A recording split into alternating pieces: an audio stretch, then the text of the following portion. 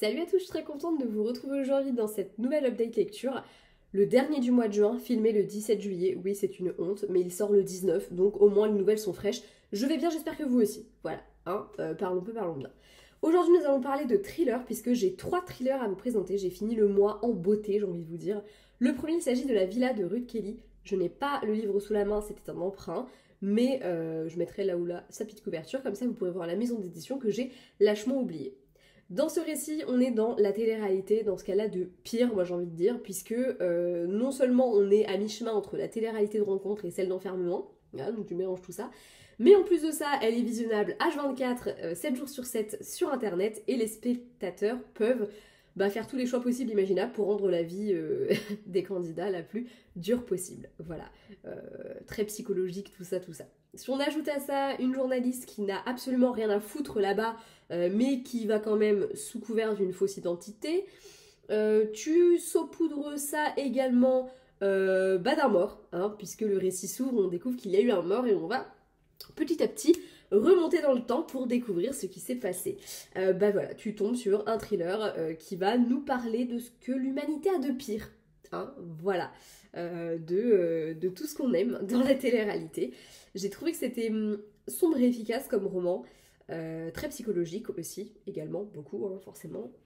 Après, j'avoue avoir été assez déçue par les chutes, j'ai même envie de dire, puisqu'il y a à la fois la chute de ce qu'il s'est passé, du coup, dans cette maison, et entre guillemets, l'après, avec de très gros guillemets. Et j'ai été, je l'avoue, un petit peu déçue des deux. La première parce que je m'attendais à autre chose et c'était pas trop mes attentes ce qui s'est réellement passé dans cette maison. Et la seconde parce que j'ai trouvé que c'était un peu gros. Et du coup, l'enchaînement de ces deux chutes a un peu gâché le reste du récit. Accessoirement, je trouve que l'histoire est un petit peu longuette pour pas grand chose. Par contre, ce que j'ai beaucoup aimé, c'est la psychologie des personnages, la psychologie même de l'intrigue en elle-même. Je trouvais que c'était très intéressant. Je trouve la thématique choisie également très bien choisie. On est dans une ère où la télé-réalité, soit ça fait complètement rêver, soit on est tous en mode ok, très bien. Voilà, mais on a tous un peu grandi avec. Ce récit m'a beaucoup fait penser et a fait beaucoup écho pour moi à Les Enfants sont rois de Delphine de Vigan que j'ai lu il y a pas longtemps, avec cette nana qui était complètement brain par les télé-réalités, qui aujourd'hui a fait de YouTube son média, qui partage toute la vie de ses enfants. Voilà, j'ai trouvé que c'était le même type de dérive qu'on pouvait voir. Là, ce que j'ai trouvé de plus alarmant et de plus choquant et en même temps ultra réaliste, c'est la façon dont l'humain peut en fait se faire du mal, quoi. Genre, là, le fait que ce soit les téléspectateurs qui décident de tout, qui soient capables de d'aller causer du tort à d'autres êtres humains, hein, parce qu'il n'y a pas d'autre mot, qui s'amusent de ça, qui sont contents de... En fait, on a l'impression que leur humanité, elle est complètement partie et que en face d'eux, ce ne sont pas des réels humains.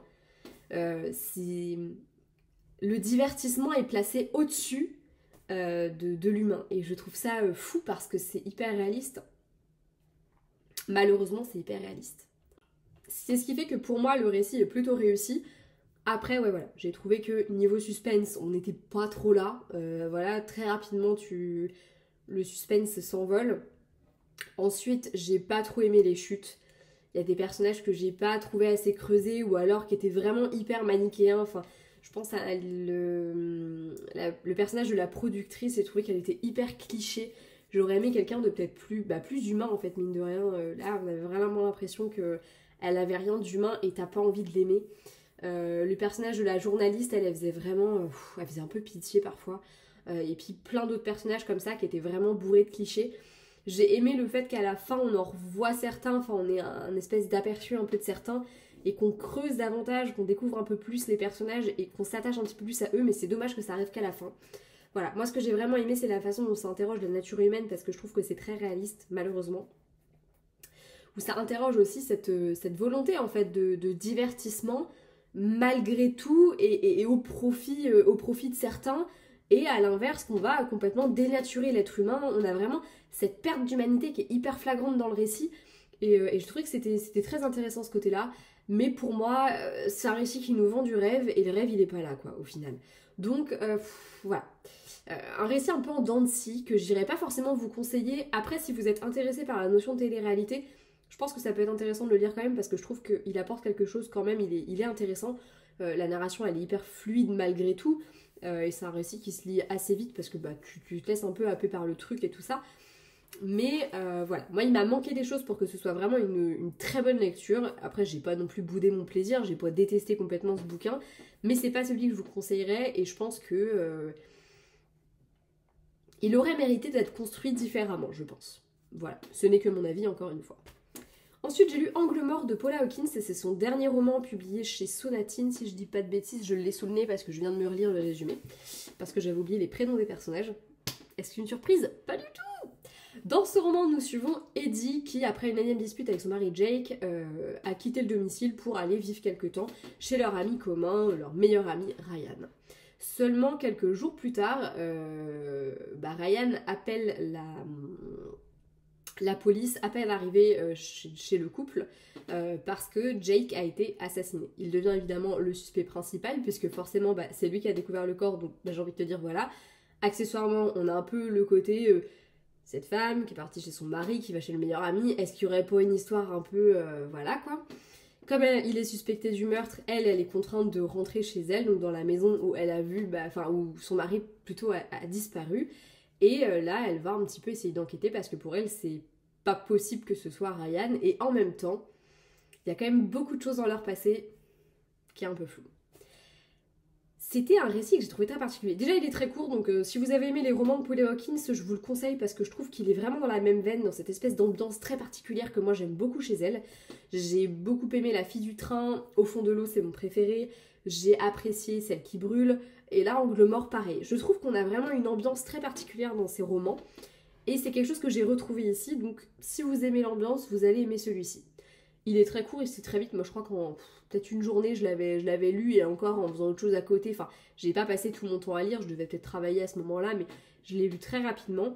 Déjà parce que il est court, mais en plus de ça, parce qu'on est pris dedans et qu'on a envie et besoin de savoir ce qui s'est passé. Ce que j'ai beaucoup aimé, c'est qu'on a vraiment le passé et le présent qui vont s'entremêler pour former un tout. C'est malin. C'est très malin. C'est très bien fait. On va avoir un petit peu les fantômes du passé qui interviennent sur le présent et qui vont justifier tout ce qui se passe. J'ai particulièrement aimé ça. J'ai trouvé la dynamique du trio Eddie, Jake, Ryan très particulière mais très bien pensée. Pour le coup, j'ai vraiment apprécié le fait qu'on ait cette espèce d'amitié très forte qui a duré dans les années. La dynamique du couple, elle est particulière. On va se rendre compte que Jake, il cachait beaucoup de choses à Eddie, que Ryan et Jake avaient beaucoup de secrets, l'un et l'autre pour Eddie. Et c'est un trio qui est très particulier, qui est un peu malsain sur les bords. Et ce que j'ai le plus aimé, c'est que je pense que c'est des personnages qui sont... comment dire, qui sont loin d'être tout blancs, qui sont loin d'être tout noirs. C'est des personnages très humains et qu'on fait des erreurs et qui les payent, voilà, d'une manière ou d'une autre. J'ai beaucoup aimé un petit peu la, entre guillemets, morale de l'histoire, c'est un peu particulier de dire ça, mais la fin m'a beaucoup plu. Pour le coup, j'ai vraiment apprécié. Et j'ai beaucoup aimé un petit peu cette espèce de, entre guillemets, retournement de situation. Je veux pas trop en dire parce que c'est un récit qui est court, donc je voudrais pas non plus que vous ayez toutes les clés en main pour le lire, c'est pas le but c'est de le découvrir par vous-même. Mais j'ai vraiment aimé la manière dont les rebondissements de la fin éclairaient toute l'histoire sous un angle nouveau et j'ai trouvé que c'était très intéressant. C'est un récit que je vous conseille vraiment beaucoup. Angle mort est un très bon roman à mon sens. Il y a également une petite nouvelle à la fin qui est très sympa aussi. Je vous en parlerai pas plus que ça ici parce que d'une nouvelle c'est un peu délicat de vous en parler. Mais globalement pareil, même ambiance. La façon dont le récit est écrit, je trouve ça toujours assez magistral. Moi j'aime vraiment beaucoup comment écrit Paula Hawkins. Je trouve que c'est une bonne autrice de thriller. Après on aime ou on n'aime pas, je sais qu'il y a beaucoup de gens qui n'apprécient pas plus que ça. Mais globalement, si vous avez aimé ces autres romans, je pense que vous aimerez celui-ci parce que pour moi, il s'inscrit dans la même veine. Pas forcément pour ce qu'il raconte, mais pour cette espèce d'ambiance, d'atmosphère qui est propre à l'autrice et qui marche très très bien. Donc je vous conseille vraiment ce roman.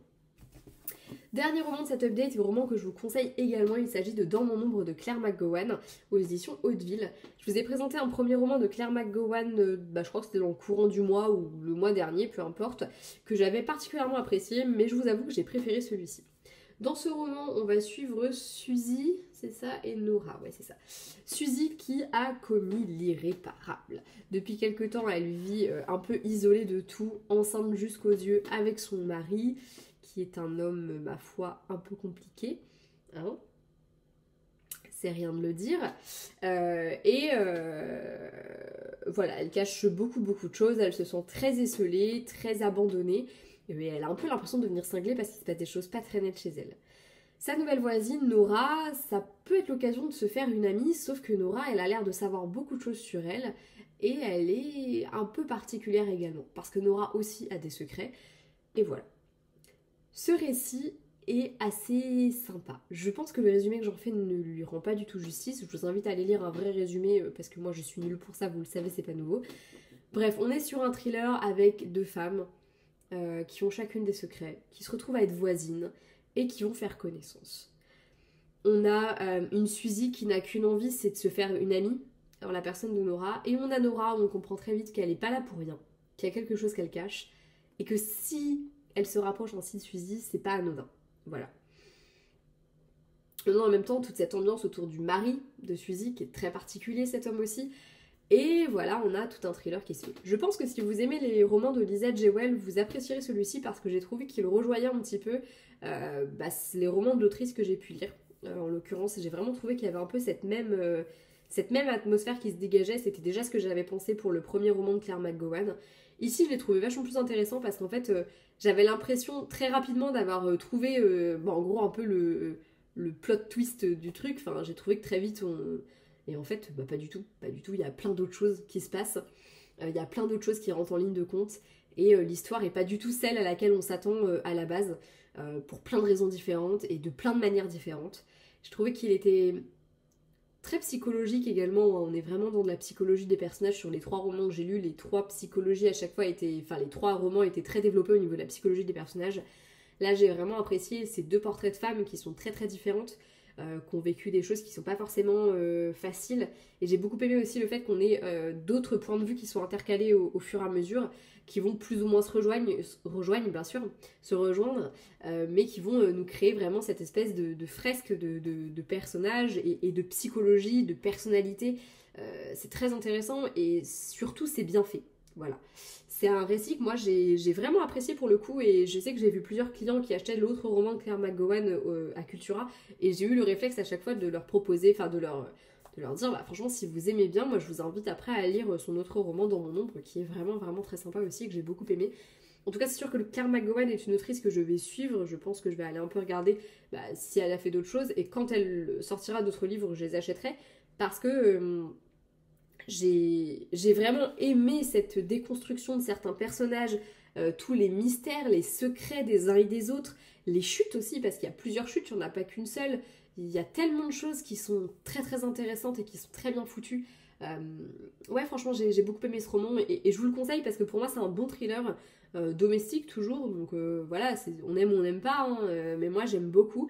Et j'ai vraiment été assez bluffée par les chutes. Il y a des choses que je n'attendais pas du tout au tournant.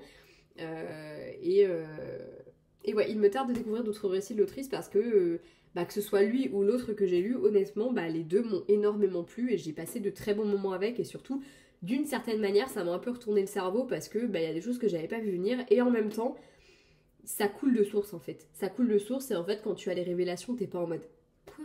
Non, c'est pas possible. T'es vraiment en mode ah oui, voilà. Ça fait vraiment cet effet-là, et moi, c'est ce que j'aime aussi dans ce genre de récit.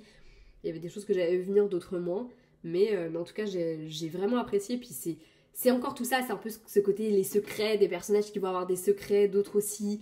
Et puis petit à petit, tu vas découvrir les secrets des uns, des autres, qui des fois sont liés ou pas. Et c'est plutôt sympa. Ça déconstruit en fait les images que les personnages vont avoir d'autres personnages pour recréer une autre image. C'est assez particulier, mais j'aime beaucoup. Voilà.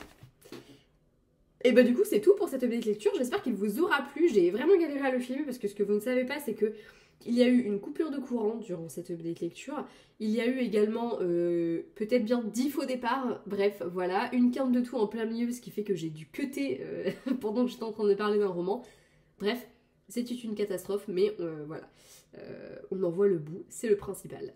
Je vous fais de gros bisous, n'hésitez pas à me donner vos avis sur ces livres si vous les avez lus ou à me dire s'ils vous intéressent. En tout cas, moi je vous conseille les 3, ils étaient très bien, c'est 3 one-shots en plus, donc zéro excuse pour ne pas les lire. Je vous fais de gros bisous et à la prochaine dans une prochaine vidéo. Ciao!